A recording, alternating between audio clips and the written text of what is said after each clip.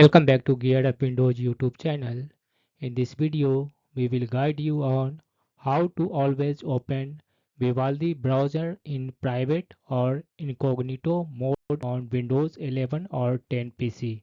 For this, first locate the Vivaldi browser desktop shortcut and then right click on it and then choose this one properties in the pop-up menu.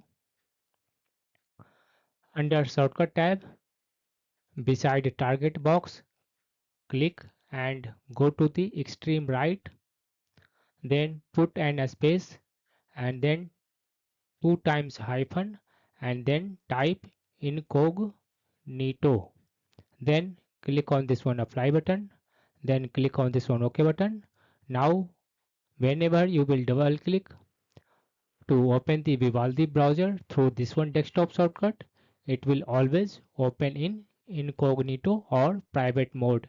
In case you want to pin it to the taskbar and you want to access Vivaldi browser in incognito mode through taskbar, then just select this one icon and drag it to the taskbar, and when you see this one link option, just lift your finger from the mouse and it will sit on the taskbar.